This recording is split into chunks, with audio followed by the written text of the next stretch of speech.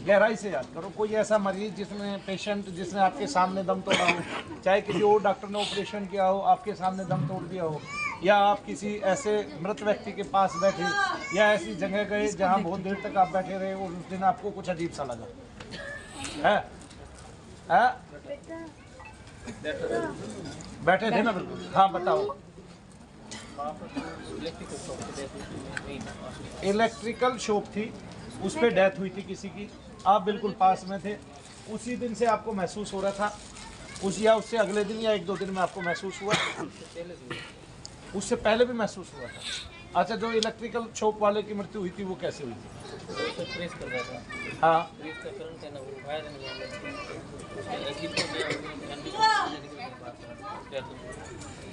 मतलब मैं समझा नहीं। जैसे उसके यहाँ लग गया करंट यहाँ लगा था। हाँ। ठीक है ना, बहुत देर तक लगा रहा था। ठीक है ना, मैं वही बैठा था उनके करीब। अच्छा, वो चिपक गया था वह। फिर उसको आता है 5 मिनट के अंदर प्राण निकल गया उसके। वो चिपक गया उसको। उसको साथ में एमआई भी आया था। एमआई का भी पेशेंट था। एमआई मतलब हार्ट का? उसी को प्रॉब्लम होगी थी हार्ट की? नहीं, करंट लगने से तो और खून पतला हो जाता है। नहीं, उसको हार्ट की ऑलरेडी प्रॉब्लम थी पहले से। 3 अच्छा, बार आ चुका। उसको पहले से हार्ट अटैक 3 बार आ चुका था उसको, तो फिर और जल्दी काम हो गया उसका। पोस्टमार्टम भी आपने खुद नहीं किया था, तो आपने पहले भी पोस्टमार्टम किए और भी सारे, तो फिर उनमें भी तो कोई केस ऐसा हो सकता है कि जिस दिन आपने किया हो उसके बाद आपको ये होने लगा हो। यही तो बात पूछ रहा हूँ। हुआ तो वहीं से था लगभग हॉस्पिटल से ही हुआ था, मैं ये बता देता हूँ आपको। हॉस्पिटल में ही काम करते करते आपको कोई आत्मा लग गई, और वो सूक्ष्म थी, दिखाई देती नहीं है, क्योंकि डॉक्टरों ने आज तक उसकी खोज की ही नहीं है।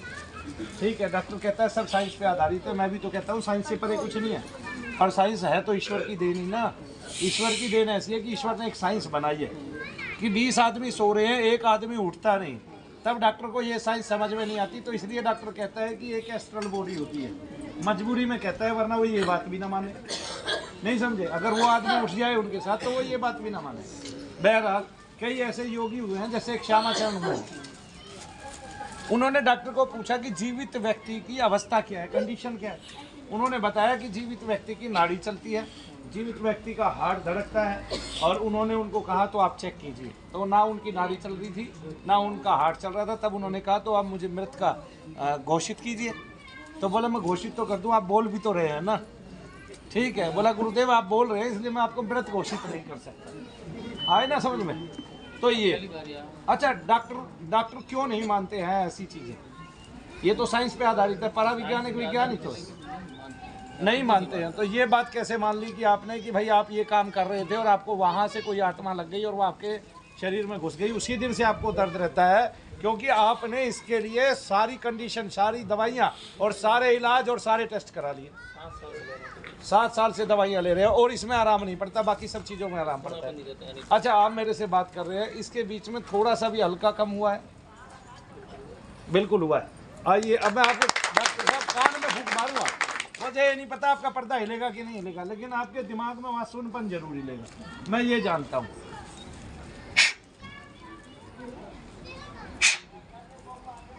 आपकी अभी कौन से हॉस्पिटल में ड्यूटी है? जाफरपुर? नहीं, जाफरी रानी वाला, चलो मतलब ये डिस्ट्रिक्ट जालोन जालोन यूपी में? यूपी में? नहीं, राजस्थान। राजस्थान में। आंखें बंद कीजिए, देखिए भाई, आदमी तो हर जगह मरेगा, राजस्थान में ही क्या? बोला मेरी माँ मर गई भाई, सबकी मरनी है। आ गए ना? बोला भाई मेरे पिताजी चले गए, सबके जाने हैं, मेरे भाई चले गए तो सबके जाने हैं, कोई ऐसा नहीं है जो स्थिर रह जाए। आ गए ना जी? सबको जाना है, और जब जाना है तो ऊपर ही जाना है, फिर नीचे रुकना नहीं है, क्योंकि नीचे रुकने की गनीमत है। नीचे जो रुकेगा वो दूसरों को कष्ट ही देगा, और वो जो कष्ट है वो हमें सहन नहीं करना चाहिए, क्योंकि दूसरों को कष्ट देने वाला हमें भारी लगता है ना। और फिर उसके कष्ट उसके भी रहते हैं और दूसरे के भी रहते हैं, तो इसलिए कष्ट कभी जाते ही नहीं है जी। डॉक्टर साहब महसूस कर रहे हैं, देखिए सर में क्या हो रहा है? हाँ, क्या वो सुनपन सा महसूस हो रहा है? पहली बात तो मैंने आपको ये बताया कि आपको दोष है, दोष से सारा रोग है।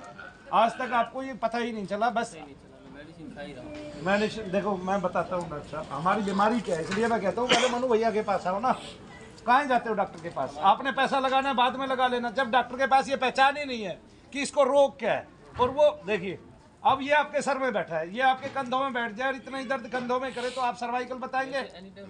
एक सेकंड, आप सर्वाइकल बताएंगे? यही आपके पेट में चला जाए, पेट में दर्द करे तो आप क्या बताएंगे? अब पेट के आपके पास 5 उपाय है। पहले आप पेट का वो करेंगे, क्या कहते हैं, अल्ट्रासाउंड। अल्ट्रासाउंड करके अगर पेट में कहीं भी पथरी होगी तो वो पथरी चाहे विपरीत दिशा में हो, आप बताएंगे कि पथरी का दर्द है। आया समझ में? ऐसे मेरे पास बहुत मरीज आते हैं और मैंने देखा है इस तरह मेरे भारत का आदमी केवल लुट पीट के बैठा रहता है। तो डॉक्टरों का क्या नियम बनेगा? आपका तो ये नियम बनेगा सारी जिंदगी कि आप बहुत गहराई से सोचो इसको रोग है कि दोष है ना? और जिसने भोग लिया हो वो तो दूसरे को कम से कम गलत ना बताए। ऐसे हजारों डॉक्टर हैं जो प्रेत बाधा में ग्रसित है, और वे इसलिए ग्रसित नहीं है कि वे पहले ग्रसित थे, वे इसलिए भी ग्रसित है क्योंकि वे काम ऐसा कर रहे हैं किसी भी क्षण किसी आदमी की मृत्यु हो सकती है, और वो तत्व इतना सूक्ष्म है कि वो किसी को भी घुस सकता है शरीर के अंदर। राजेंद्र जी आए थे, वो पहले उन्होंने मेरे को बताया था। कौन से राजेंद्र जी? नहीं, वो डॉक्टर थोड़ी ना है। नहीं, उन्होंने बताया। आप राजेंद्र जी हैं? अच्छा, तो आप पहले आए थे, आज भी आप भी आज ही आए हो? तो आपको कुछ आराम पड़े कि नहीं पड़े? नहीं, तो ये आपके डॉक्टर हैं या आपके पड़ोसी हैं, मित्र हैं? अच्छा, डॉक्टर तो नहीं है ना आपके? अच्छा, नहीं, एक आध बार ऐसा भी हो सकता है ना कि कोई मरीज अपने ही डॉक्टर को ले आया हो, आप भी मनु भैया के यहाँ के ठीक हो जाओ। नहीं, ऐसा भी तो हो सकता है डॉक्टर साहब। भैया आप ऐसी बात क्यों कर रहे हैं? ऐसा हो तो सकता है ना। नहीं, हम देखते थे तो उन्होंने बोला कि ये आप निकलते हैं। तो आपको कैसे यकीन आया कि भाई आप तो डॉक्टर थे? मैंने सोचा ही बता दो, वो 1.5 लाख रुपए, 1.5 लाख रुपए अभी अभी में अभी 2-3 साल 2-3 साल में 1.5 लाख रुपया नगद बर्बाद कर दिए इस पे। आप इसको बर्बाद होना क्यों कहते हैं भाई? ये तो डॉक्टरों के ही गया है ना। नहीं, अच्छा, ये 1.5, अरे नहीं कमाल है, मजा आ गया भाई, मजा आ गया।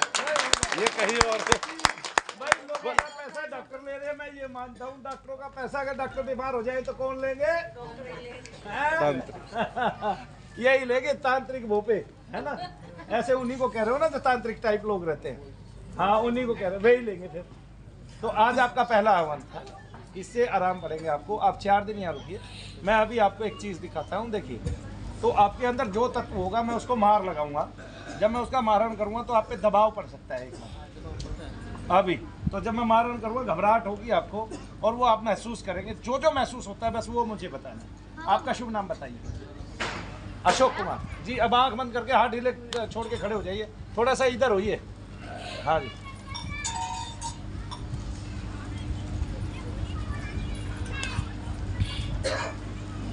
पापा कब आएंगे?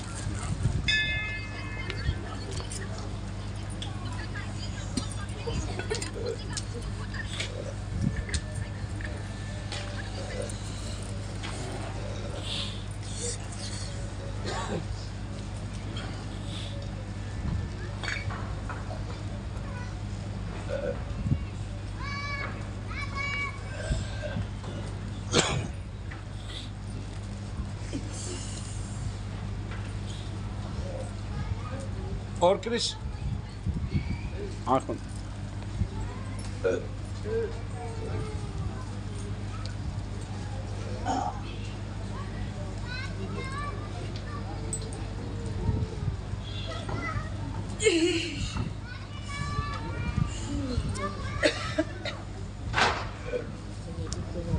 ये मुबारक, मुबारक। इसके बाद सामने से आना। तो उधर पर जब तक ये मुबारकबाद है नवा शहरी दान कॉलेज की मुबारकबाद। तो उसमें दान पात्र दान पात्र कहाँ है?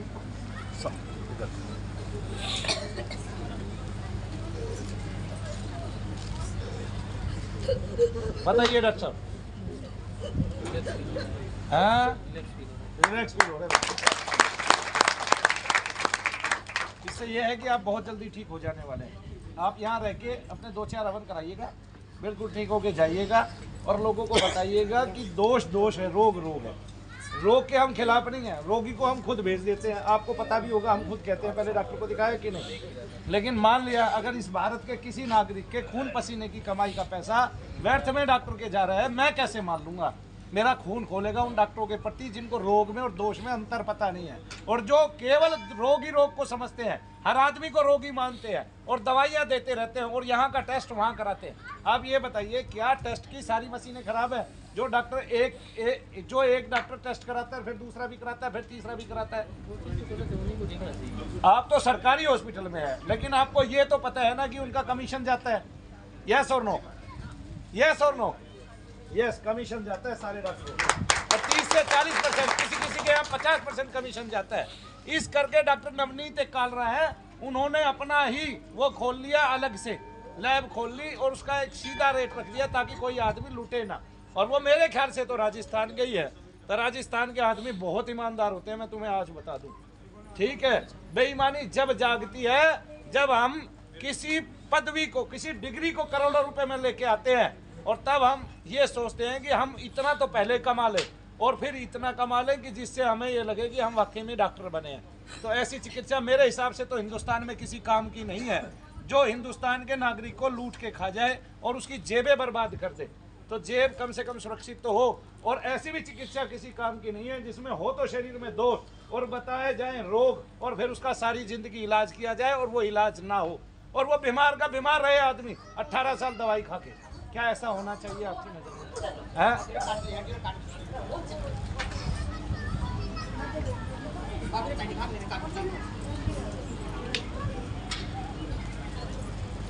जय श्री देवी, जय श्री देवी। आइए, आते रहना।